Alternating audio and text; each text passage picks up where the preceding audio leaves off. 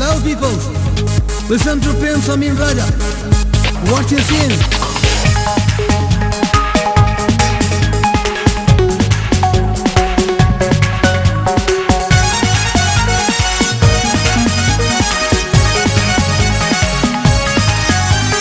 Period ਮੁਹੱਬਤਾਂ ਦਾ ਹੋਣਾ ਚਾਹੀਦਾ, period ਮੁਹੱਬਤਾਂ ਦਾ ਹੋਣਾ ਚਾਹੀਦਾ, ਕਾਲਜਾਂ 'ਚ ਇਸ਼ਕ ਪੜ੍ਹਾਉਣਾ ਚਾਹੀਦਾ, period ਮੁਹੱਬਤਾਂ ਦਾ ਹੋਣਾ ਚਾਹੀਦਾ, ਕਾਲਜਾਂ 'ਚ ਇਸ਼ਕ ਪੜ੍ਹਾਉਣਾ ਚਾਹੀਦਾ। ਲਵ ਸ਼ਵ ਕਰਦੇ ਨੇ ਜਿਹੜੇ ਉਹਨਾਂ ਨੂੰ, ਲਵ ਸ਼ਵ ਕਰਦੇ ਨੇ ਜਿਹੜੇ ਉਹਨਾਂ ਨੂੰ, ਪਿਆਰ ਨਾਲ ਪਿਆਰ ਸਿਖਾਉਣਾ ਚਾਹੀਦਾ, period ਮੁਹੱਬਤਾਂ ਦਾ ਹੋਣਾ ਚਾਹੀਦਾ।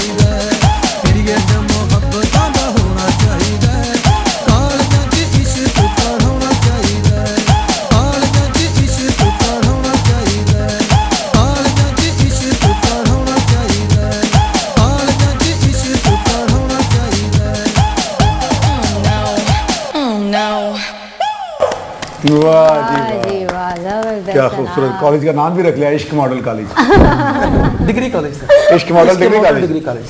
अच्छा, इश्क मॉडल डिग्री कॉलेज, खूबसूरत। अच्छा, एंजॉय भी करता बंदा लिरिक्स सुन के ना।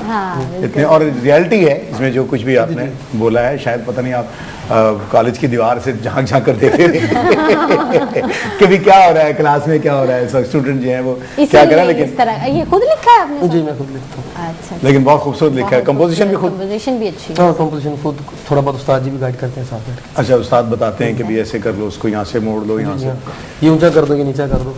अच्छा, ये लाइनों की थी ना, ये नीचे कहने, ये ऊपर कहने। नहीं तो ये वो गाना बनाते हैं, बिल्डिंग बनाते हैं।